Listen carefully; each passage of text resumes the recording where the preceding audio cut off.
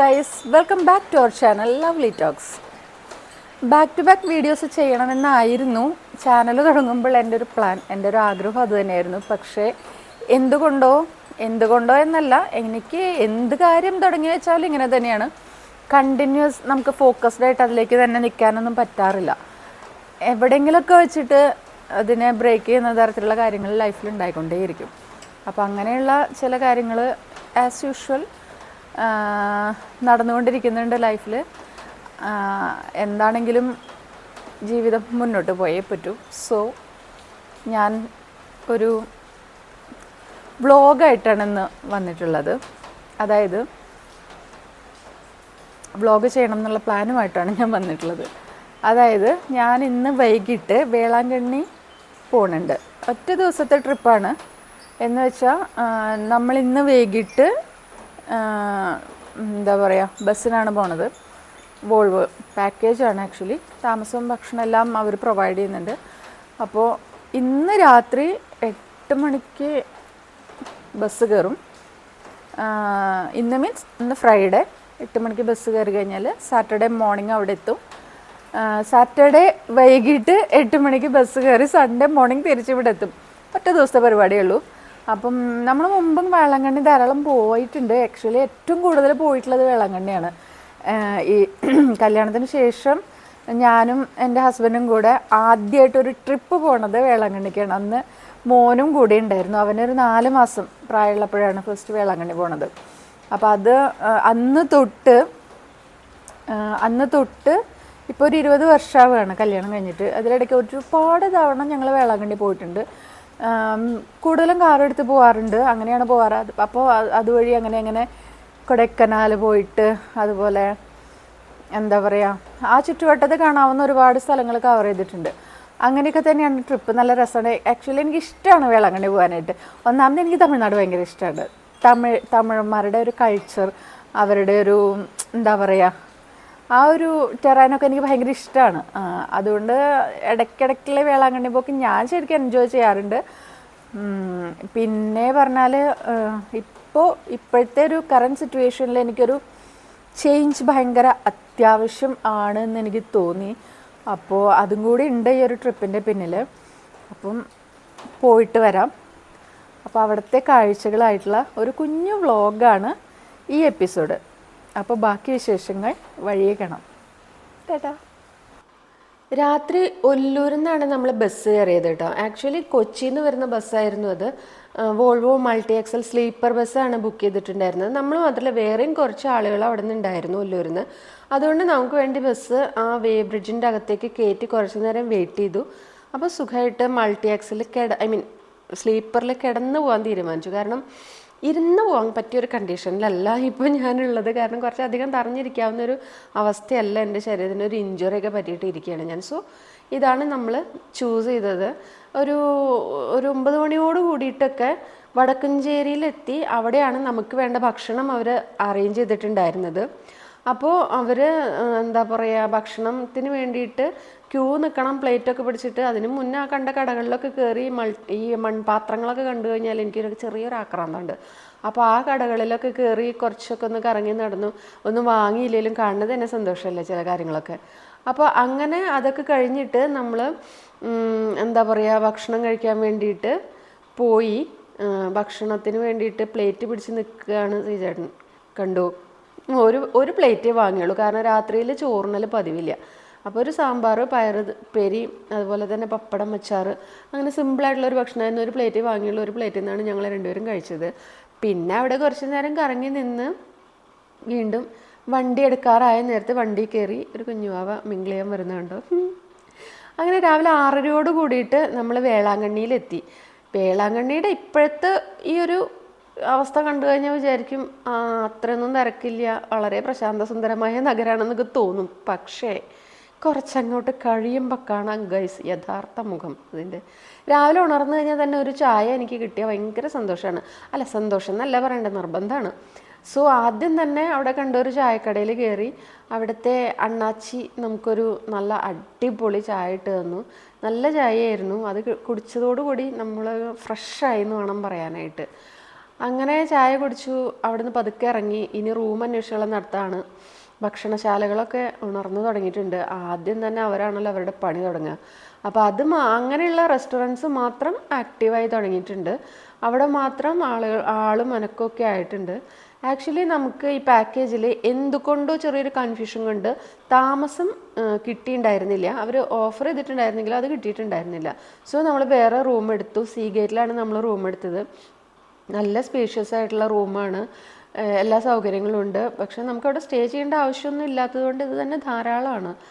പിന്നെ ബാത്റൂമിൻ്റെ വൃത്തി അത് എടുത്ത് പറയണം. കാരണം എനിക്ക് എവിടെ പോയാലും ഞാൻ ആദ്യം നോക്കുക ബാത്റൂമിൻ്റെ നീറ്റ്നെസ്സാണ്. അതില്ലെങ്കിൽ എൻ്റെ ആ ഒരു എന്താ പറയുക ദിവസമേ മോശം എന്നുള്ള മതിയായി പോകും. പക്ഷെ ഇത് നല്ല നീറ്റായിരുന്നു. ഈ സാരി കണ്ടോ ഗൈസ്, ഞാൻ മീഷോയിൽ നിന്ന് 500 രൂപയ്ക്ക് താഴെ മേടിച്ച സാരിയാണ്. ഇത് ഉടുക്കാൻ വേണ്ടിയിട്ടുള്ള മോഹത്തിന് ഞാൻ വേളാങ്കണ്ണിക്ക് അത് പൂക്കിക്കൊണ്ട് പോയതാ.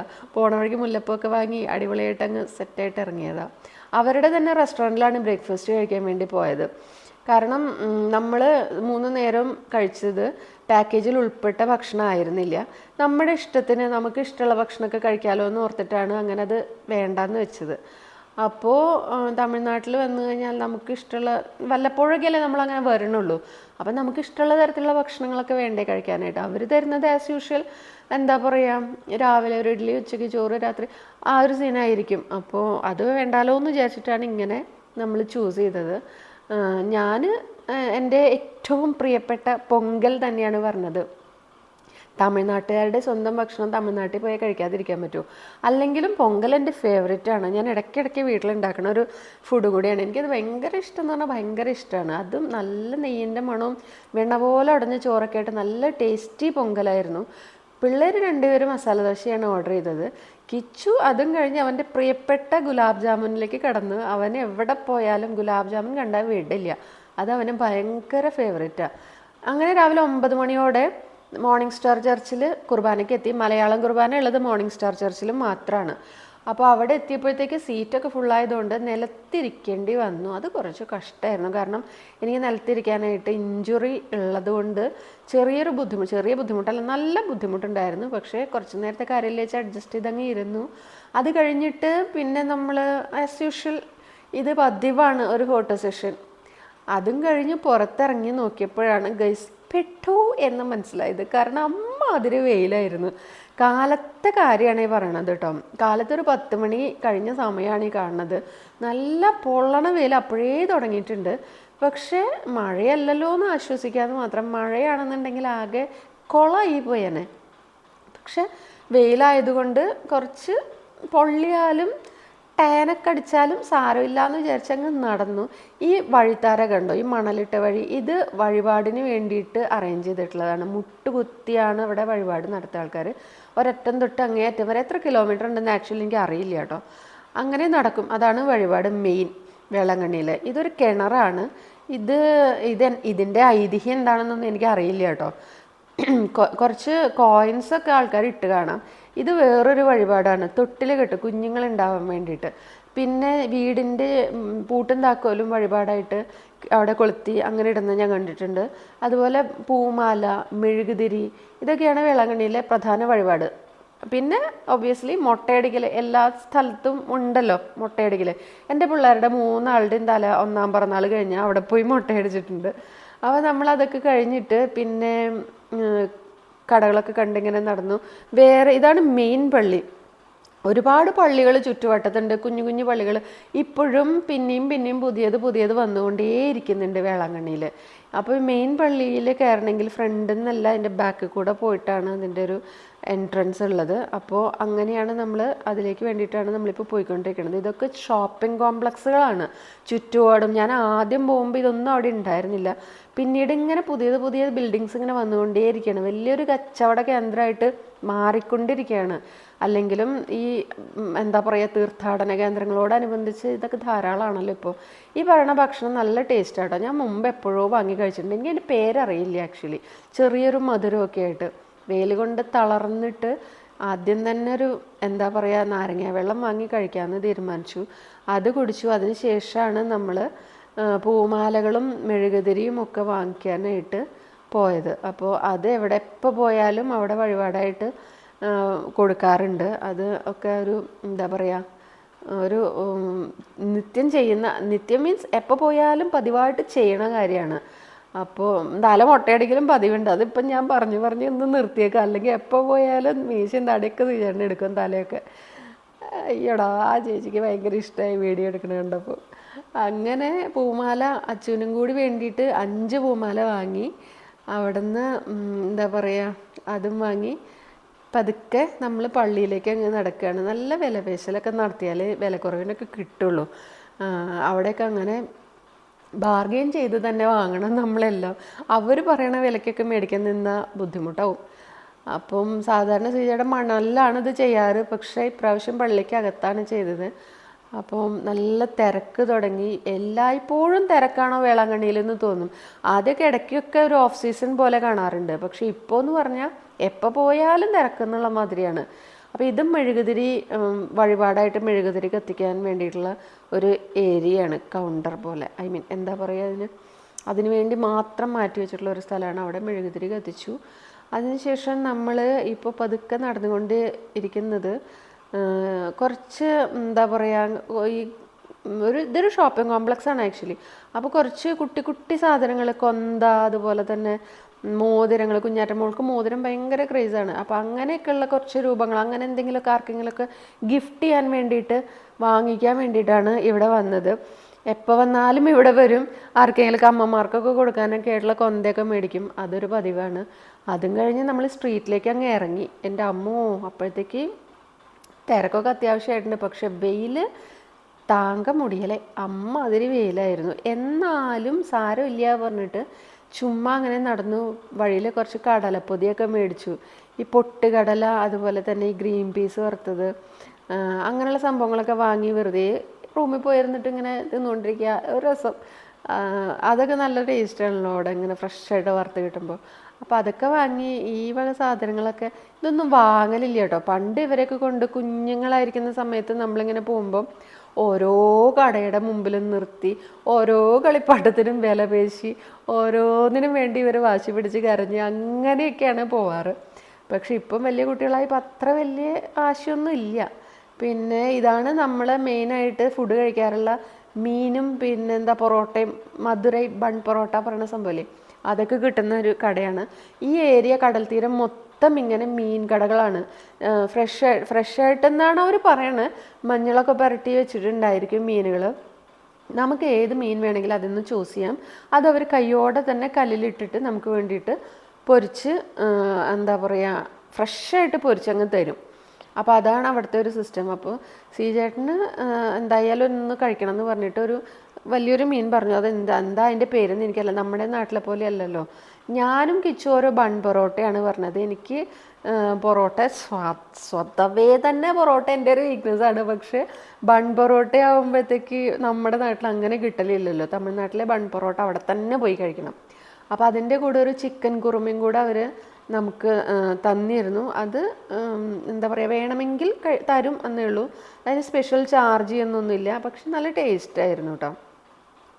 ഞാനൊരു ബൺ പൊറോട്ടയും ചിക്കൻ കുറുമയും അവിടുന്ന് കഴിച്ചു. ആക്ച്വലി ബ്രേക്ക്ഫാസ്റ്റ് കഴിച്ചിട്ട് അങ്ങനെ വിശപ്പൊന്നും ആയിട്ടുണ്ടായിരുന്നില്ല.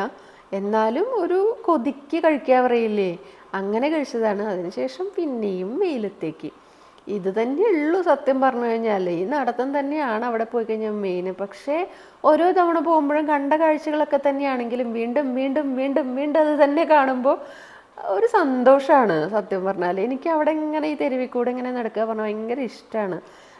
ഒരിക്കലും ഒരുപാട് എന്താ പറയുക ബുദ്ധിമുട്ടിയിട്ടുണ്ട് ഈ പിള്ളേരെയൊക്കെ കൊണ്ട് താങ്ങി നടക്കാനായിട്ട്. പക്ഷെ എന്നാലും രസമാണ്. അതിനുശേഷം നമ്മൾ ഒരു നാപ്പൊക്കെ എടുത്തിട്ട് ഡ്രസ്സൊക്കെ മാറി വീണ്ടും ഇറങ്ങി. പിന്നെ ലഞ്ച് ആ സമയത്തൊന്നും കഴിച്ചിട്ടുണ്ടായിരുന്നില്ല. ഒരു ഉറക്കമൊക്കെ ഉറങ്ങി എഴുന്നേറ്റ് വന്നിട്ട് ഒരു 3 മണിയോട് കൂടി നമ്മൾ പുറത്തിറങ്ങിയിട്ടാണ് ലഞ്ചായിട്ട് എന്തെങ്കിലും കഴിക്കാമെന്ന് തീരുമാനിച്ചത്. അപ്പം പിന്നെന്താ, അവിടെ നിന്ന് കഴിച്ചില്ല. ഗോൾഡൻ സാൻഡ് എന്ന് പറഞ്ഞിട്ടൊരു റെസ്റ്റോറൻറ്റ് ഉണ്ടായിരുന്നു പോണ വഴിക്ക്. അവിടെയും നമ്മൾ മുമ്പ് എപ്പോഴേക്കോ താമസിച്ചിട്ടുള്ളതാണ്. അവിടുത്തെ റെസ്റ്റോറൻറ്റിലെ ഫുഡ് നല്ല അടിപൊളിയാണ്. അപ്പോൾ അവിടെ കയറിയിട്ടാണ് നമ്മൾ ലഞ്ചായിട്ട് എന്തെങ്കിലും കഴിക്കാമെന്ന് തീരുമാനിച്ചത്. അപ്പം നമ്മൾ ചെല്ലുമ്പോൾ അവിടെ ആരും ഉണ്ടായിരുന്നില്ല. നമ്മളാണ് ഫസ്റ്റ് ചെല്ലുന്നത്. ലഞ്ച് ടൈമൊക്കെ കഴിഞ്ഞിട്ടുണ്ടായിരുന്നു. അവർ ആക്ച്വലി ചായ പരിപാടികൾക്കൊക്കെ കിടക്കുകയായിരുന്നു തോന്നുന്നു. പക്ഷെ എന്നാലും നമുക്ക് ബിരിയാണി എപ്പോൾ ചെന്നാലും എല്ലാ റെസ്റ്റോറൻറ്റിലും അവൈലബിൾ ആയിരിക്കുമല്ലോ. അപ്പം ബിരിയാണി, മട്ടൻ ബിരിയാണിയാണ് ഓർഡർ ചെയ്തത്. അല്ല സോറി, ചിക്കൻ ബിരിയാണിയാണ് ഓർഡർ ചെയ്തത്. മട്ടൻ ബിരിയാണി ചോദിച്ചപ്പം അത് കിട്ടിയില്ല. എനിക്ക് തമിഴ്നാട്ടിലെ ബിരിയാണി ഭയങ്കര ഇഷ്ടമാണ്. ഭയങ്കര ഇഷ്ടം എന്ന് പറഞ്ഞാൽ എല്ലാ ടൈപ്പ് ബിരിയാണിയും തമിഴ്നാട്ടിലെ ബിരിയാണി എനിക്ക് ഭയങ്കര ഇഷ്ടമാണ്. എല്ലാ ബിരിയാണിയും ഇഷ്ടമാണ് തമിഴ്നാട്ടിലെ. നല്ല ബിരിയാണി എനിക്കിഷ്ടമാണ്. ഞാനൊരു ബിരിയാണി ലവറാണ്. എൻ്റെ ഏറ്റവും പ്രിയപ്പെട്ട ഫുഡ് ഏതാ ചോദിച്ചാൽ ബിരിയാണി എന്നേ ഞാൻ പറയുള്ളൂ. അപ്പോൾ അത് ഭയങ്കര അടിപൊളി ഫുഡായിരുന്നു, അടിപൊളി ബിരിയാണി ആയിരുന്നു. അതിനുശേഷം പിള്ളേർക്ക് വേണ്ടിയിട്ട് ഒരു ഐസ്ക്രീമൊക്കെ മേടിച്ച് വീണ്ടും തെരുവിലേക്ക് അങ്ങ് ഇറങ്ങി. ഇനി അങ്ങോട്ട് നടത്തമാണ്. എൻ്റെ അമ്മോ, നടത്തമെന്ന് പറഞ്ഞാലുണ്ടല്ലോ, വീണ്ടും ആ പോയ സ്ഥലങ്ങളിലേക്കൊക്കെ തന്നെയാണ് പോണത്. ഇത് കണ്ടപ്പോൾ, ദൂരേന്ന് കണ്ടപ്പോൾ ഒരു സംശയം തോന്നിയിട്ട് ഇത് എന്താണ് ആക്ച്വലി വറുത്ത് വെച്ചിരിക്കണമെന്ന്. അടുത്ത് ചെന്നപ്പോഴാണ് ഞണ്ട് വറുത്ത് കോരി വെച്ചതാണെന്ന് മനസ്സിലായത്. പിന്നെ ഇങ്ങനെ ഈ കാഴ്ചകളൊക്കെ കണ്ട് ആക്ച്വലി ഈ ഫ്രൂട്ട്സൊക്കെ കട്ട് ചെയ്ത് വാങ്ങി കഴിച്ചുകൊണ്ടൊക്കെ നടക്കാറുണ്ടായിരുന്നു. പക്ഷേ വിശപ്പില്ലാത്തതുകൊണ്ട് അതൊക്കെ ഇങ്ങനെ കണ്ട് മാത്രമാണ് ഇപ്രാവശ്യം നടന്നത്. ഈ മാങ്ങയൊക്കെ ഉപ്പും മുളകൊക്കെ പുരട്ടി വെച്ചതൊക്കെ വാങ്ങി കഴിക്കാൻ എനിക്ക് ഭയങ്കര ഇഷ്ടമാണ്. ഹൈജീനാണോ എന്നൊക്കെ തോന്നും കാണുമ്പോൾ. പക്ഷേ എനിക്ക് അതൊന്നും അങ്ങനെ, ഞാൻ അത്ര ഓവർ കോൺഷ്യസ് ആയിട്ടുള്ള ആളൊന്നുമല്ല. അതുകൊണ്ട് എനിക്ക് ഈ സ്ട്രീറ്റ് ഫുഡൊക്കെ വാങ്ങി കഴിക്കാൻ എനിക്കിഷ്ടമാണ്. അത്ര മോശമാണെന്ന് തോന്നുന്നിടത്തുനിന്ന് മാത്രമേ ഞാനത് സ്കിപ്പ് ചെയ്യാറുള്ളൂ. അല്ലെങ്കിൽ കിട്ടാവുന്നതൊക്കെ ഞാനിങ്ങനെ വാങ്ങി കുറേശ്ശെയൊക്കെ ഒന്ന് ടേസ്റ്റൊക്കെ നോക്കി കഴിച്ചൊക്കെ പോകാറുണ്ട്. അതിനുശേഷം നമ്മൾ വീണ്ടും മെയിൻ പള്ളിയിലേക്ക് വന്നു. അതിൻ്റെ അകത്ത് ഒന്നുകൂടെ കയറണം എന്ന് പറഞ്ഞിട്ടുണ്ടായിരുന്നു സുചേട്ടൻ. അപ്പോൾ അത് കഴിഞ്ഞിട്ട് നമ്മൾ വീണ്ടും കടൽ തീരത്തേക്ക് തന്നെ പോവാണ്. വീണ്ടും ഉച്ച തിരിഞ്ഞിറങ്ങിയപ്പോഴത്തെ നിങ്ങളുടെ തിരക്ക് കണ്ടോ നിങ്ങൾ? എന്തൊരു തിരക്കാണെന്നറിയോ. ആളുകളെ തടഞ്ഞിട്ട് നടക്കാൻ വയ്യാന്ന് പറഞ്ഞ മാതിരിയായിരുന്നു.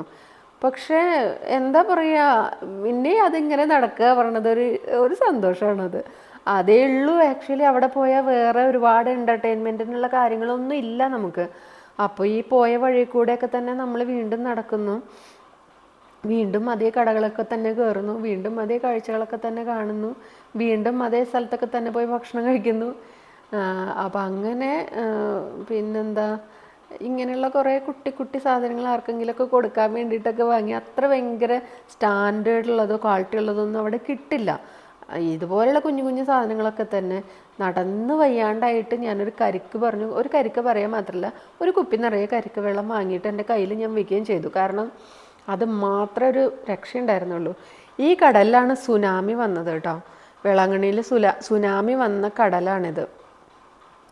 പിന്നീട് എപ്പോഴൊക്കെയോ വന്നപ്പോഴൊക്കെ വിഷപ്പാമ്പുകൾ നിറഞ്ഞിട്ടുണ്ട്, അതുകൊണ്ട് ഇറങ്ങാൻ പാടില്ല എന്നൊക്കെ പറഞ്ഞിട്ടുള്ള റെസ്ട്രിക്ഷൻസ് ഒക്കെ ഉണ്ടായിരുന്നു. പക്ഷെ ഇത്തവണ പോയപ്പോൾ ഒന്നും കണ്ടില്ല. ഒത്തിരി പേര് അതിൻ്റെ അകത്ത് കിടന്ന് മറിഞ്ഞ് ചാടി മറിഞ്ഞ് കളിക്കണൊക്കെ ഉണ്ട്. പിന്നെ ഇതുപോലുള്ള കുറേ ഫൺ കാര്യങ്ങളൊക്കെ അവരവിടെ അറേഞ്ച് ചെയ്തിട്ടുണ്ട്. അതൊക്കെ ആരൊക്കെയോ അതൊക്കെ ട്രൈ ചെയ്യുന്നൊക്കെ ഉണ്ട്. ചുമ്മാ കടൽ തീരത്തൂടെ ഇങ്ങനെ നടന്നു, കാല് നനയ്ക്കാനൊന്നും പോയില്ല. അതിന് പറ്റിയിട്ടുള്ളൊരു തയ്യാറെടുപ്പോട് കൂടിയിട്ടൊന്നും പോയില്ല. പിന്നെ എനിക്ക് വെള്ളം നനയുക പറഞ്ഞാൽ ചെറിയൊരു അസ്കിത ഉണ്ട്. എനിക്ക് നനയണതിനോട് എനിക്ക് വലിയ താല്പര്യമില്ല. അതുകൊണ്ട് ഞാൻ കാലൊന്നും നനച്ചില്ല. ചുമ്മാ ഇങ്ങനെ നടന്നു, കടൽക്കാറ്റ് കൊണ്ട് കുറച്ച് ഫോട്ടോസൊക്കെ എടുത്തു. കുറേ അവിടെ ഇരുന്ന് കരിക്കും വെള്ളം കുറേ കുടിച്ചു. അങ്ങനെ കുറച്ചിങ്ങനെ എൻജോയ് ചെയ്ത് നടന്നു. കടലിൽ എന്താ പറയുക, കടൽ തീരത്ത് ഇങ്ങനെ കുറേ ഓടി നടക്കുന്ന ഞണ്ടുകളെയൊക്കെ കാണാമായിരുന്നു. പിന്നെ ശംഖ്, കക്ക, അങ്ങനെ എന്തൊക്കെയോ, ഇതിനൊക്കെ ജീവൻ ഉണ്ടായിരുന്നു കേട്ടോ സത്യത്തിൽ. അപ്പോൾ അങ്ങനെയൊക്കെയുള്ള കുഞ്ഞു കുഞ്ഞു സന്തോഷങ്ങൾ. പിന്നെ ആരോ പാവം ഒരു ഒട്ടകത്തിന് അവിടെ കൊണ്ട് നിർത്തിയിട്ടുണ്ട്. ഒട്ടക സവാരിയൊക്കെ ഒരു എൻ്റർടൈൻമെൻ്റായിട്ട് അവരവിടെ അറേഞ്ച് ചെയ്തിട്ടുണ്ട്. അതും കഴിഞ്ഞ് വരുമ്പോഴാണ് ഗൈസ് ചക്ക കണ്ടത്.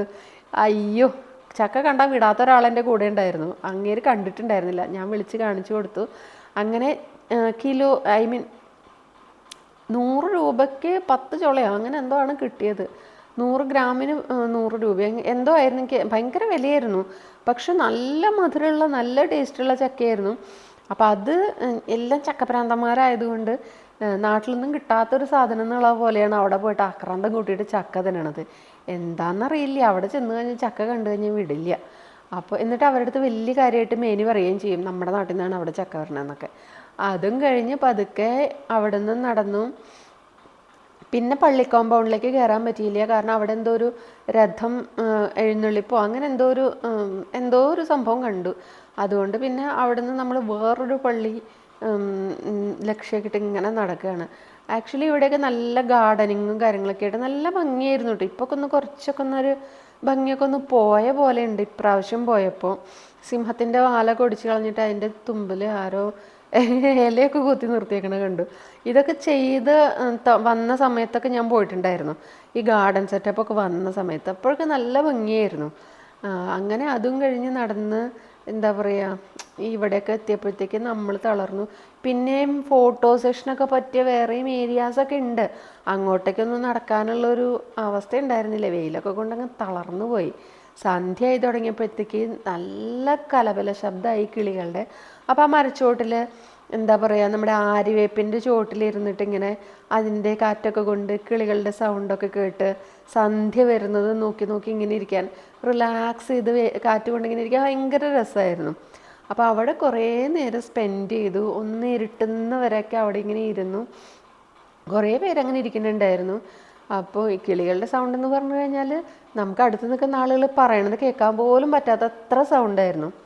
അപ്പോൾ അതൊക്കെ ഒരു രസമായിരുന്നു. അതിനുശേഷം പതുക്കെ വീണ്ടും നമ്മളിങ്ങനെ നടന്ന് ഇവിടെയൊക്കെ ഒരുപാട് പേര് നിന്നിട്ട് ഫോട്ടോസൊക്കെ എടുക്കണം കാണാം. പണ്ടൊക്കെ ഒത്തിരി ഫോട്ടോസ് ഉണ്ട് എൻ്റെ കയ്യിൽ. ഇവിടെയൊക്കെ നിന്ന് കുഞ്ഞുങ്ങളായിരിക്കുമ്പോൾ തൊട്ടേ ഇവരെയൊക്കെ എടുത്ത് നിന്നിട്ടൊക്കെയുള്ള ഫോട്ടോസ് ഉണ്ട്. വേളാങ്കണ്ണി പള്ളിയിൽ ഇപ്പോൾ ഇതാ ലൈറ്റൊക്കെ ഇട്ടു, സന്ധ്യയായി, കടകളിലൊക്കെ ലൈറ്റ് വന്നു.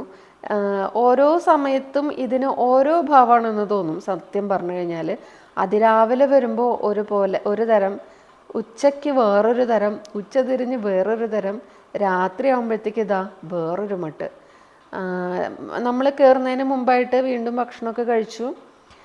ഇനിയിപ്പോൾ നമ്മുടെ വണ്ടി കാത്തിരിക്കുക, നമ്മൾ താമസിച്ച റെസ്റ്റോറൻറ്റ് ഹോട്ടലിന് മുന്നിലേക്ക് വരാമെന്ന് അവർ പറഞ്ഞിട്ടുണ്ടായിരുന്നു. അപ്പം നമ്മൾ റൂം ബക്കറ്റ് ചെയ്ത് ഇറങ്ങി ഒരു 9 മണി 8:30 കൂടിയിട്ട് നമ്മുടെ വണ്ടി സീ ഗേറ്റിൻ്റെ മുമ്പിൽ എത്തി. അപ്പോൾ അത് കാത്തിരിക്കലാണ് കുറച്ച് നേരം തന്നെ ഇരിക്കേണ്ടി വന്നുള്ളൂ. അപ്പോഴത്തേക്ക് വണ്ടി വന്നു, നമ്മൾ വണ്ടിയിലേക്ക് ഓടിക്കയറി. ഹലോ ഗൈസ്, അപ്പോൾ നമ്മൾ തിരിച്ച് വീട്ടിലെത്തിയതിന് ശേഷമുള്ള വീഡിയോ ആണിത്. ആക്ച്വലി വീട്ടിലെത്തുക പറഞ്ഞു കഴിഞ്ഞാൽ അത് വലിയൊരു കഥയാണ്. കാരണം രാവിലെ ഒല്ലൂർ ഇറങ്ങാനാണ് നമ്മൾ പ്ലാൻ ചെയ്തിട്ടുണ്ടായിരുന്നത്. ഒല്ലൂർ നിർത്തി തരാമെന്ന് പറഞ്ഞിട്ടുണ്ടായിരുന്നു അവർ വണ്ടിക്കാർ. അത് പ്ലാൻ അങ്ങ് 8 നിലയിൽ പൊട്ടി. അതായത് ഉറങ്ങിപ്പോയി കഴിഞ്ഞാൽ അവർ വിളിക്കുന്നത് നമ്മൾ പ്രതീക്ഷിച്ചു. ഞാൻ ആക്ച്വലി തൃശ്ശൂരൊക്കെ എത്തിയപ്പോൾ തന്നെ ഞാൻ അറിഞ്ഞിരുന്നു കേട്ടോ. അപ്പം ഞാൻ വിചാരിച്ചു ഒല്ലൂർ എത്തുമ്പോൾ ഞാൻ അറിയും, ഉറക്കത്തിൽ നിന്ന് ഞാൻ എഴുന്നേക്കും എന്നൊക്കെ ഞാൻ വിചാരിച്ചു. പക്ഷെ ഞാൻ അറിഞ്ഞില്ല, ഞാൻ ഉറക്കത്തിലേക്ക് അങ്ങ് വീണുപോയി. അപ്പം ഒല്ലൂരെത്തിയപ്പോൾ അവർ വിളിച്ചുമില്ല. പിന്നെ കുറേ നേരം കഴിഞ്ഞിട്ട് ഇതെന്താ എത്താത്തേ എന്നൊക്കെ ഓർത്തിട്ട് ഒരാൾ എഴുന്നേറ്റ് പോയി ഞാനത് ചോദിക്കട്ടെ പറഞ്ഞ് പോയി ചോദിച്ചപ്പോഴാണ് അറിഞ്ഞത് അങ്കമാലിയോ ഒക്കെ കഴിഞ്ഞിട്ടുണ്ട്. നമ്മളങ്ങനെ പോയിക്കൊണ്ടിരിക്കുകയാണ്, നമ്മളെയും കൊണ്ട് വണ്ടി എങ്ങോട്ടോ പോയിക്കൊണ്ടിരിക്കുകയാണ്. അപ്പോഴാണ് മനസ്സിലായത് പടി കിട്ടിയെന്നുള്ളത്. അപ്പോൾ പിന്നെ നിവൃത്തിയൊന്നുമില്ലല്ലോ. അവർ പറഞ്ഞു ഞങ്ങൾ ഒല്ലൂരെത്തിയപ്പോൾ വിളിച്ച് പറഞ്ഞിട്ടുണ്ടായിരുന്നു നിങ്ങൾ കേൾക്കാഞ്ഞിട്ടാണ്. ആക്ച്വലി ഈ ക്യാബിൻ പോലെ ഇങ്ങനെ നമ്മളിങ്ങനെ ഒരു കൂട്ടിൽ പെട്ട മാതിരിയാണല്ലോ സ്ലീപ്പർ ആകുമ്പോൾ. പുറത്തെ കാഴ്ചകളൊന്നും കാണില്ല. അല്ലെങ്കിൽ ഞാൻ മറ്റേ ചില്ലിൽ കൂടെ വെളിച്ചം വരുമ്പോൾ ഞാൻ ഉണരും. സാധാരണ ബസ്സിലൊക്കെ പോകുമ്പോൾ അങ്ങനെയാണ് പതിവ്. ഇതിപ്പോൾ അതിനുള്ള സൗകര്യമൊന്നും ഇല്ലാത്തതുകൊണ്ട് ഒന്നും അറിഞ്ഞില്ല, അങ്ങനെ അങ്ങ് ഉറങ്ങിപ്പോയി. എന്നിട്ട് അവിടെ ഇറങ്ങി അവിടെ നിന്ന് വീണ്ടും ഒരു KSRTC കയറി തിരിച്ച് നമ്മുടെ സ്ഥലത്തേക്ക് വന്നു. അങ്ങനെയാണ് കഷ്ടപ്പാടായി പോയി സത്യം പറഞ്ഞു കഴിഞ്ഞാൽ. ആകെ പ്ലിങ്ങി ഉറക്കത്തിൽ നിന്ന് എണീറ്റ് ഒരു മാതിരി കോലം തലയൊക്കെ ആയിട്ട് ബസ് കയറി. കൂടെയുള്ള ആൾക്കാരൊക്കെ നല്ല ഫ്രഷായിട്ട് ജോലിക്ക് പോകാൻ വേണ്ടി റെഡി ആയിട്ടിരിക്കുന്ന ആൾക്കാർ, നമ്മളെന്തോ കാട്ടുജാതിക്കാരെ മാതിരിയുള്ള തലയും കോലൊക്കെ ആയിട്ടാണ് വീണ്ടും ബസ് കയറിയത്. അങ്ങനെ കാലത്ത് തന്നെ ചുറ്റിക്കളിയായിട്ടാണ് വീട്ടിലെത്തിയത്. അങ്ങനെയാണ് നമ്മുടെ വേളാങ്കണ്ണി ട്രിപ്പിൻ്റെ ഒരു എൻഡ് വന്നിട്ടുള്ളത്. അപ്പോൾ ഇതൊക്കെയാണ് ഈ ഒരു വ്ളോഗിനുള്ള കുഞ്ഞൊരു വ്ളോഗാണ്. ആക്ച്വലി എന്താ പറയുക, എൻ്റെ ഒരു സന്തോഷം ഞാൻ നിങ്ങളായിട്ട് ഷെയർ ചെയ്യണമെന്ന് മാത്രമേ ഉള്ളൂ. അപ്പോൾ ഇതൊക്കെയാണ് ഈ വ്ളോഗിലുള്ള വിശേഷങ്ങൾ. അപ്പോൾ അടുത്ത വീഡിയോ ആയിട്ട് എത്രയും പെട്ടെന്ന് കാണാം. അതുവരേക്കും Tata, good bye, good night.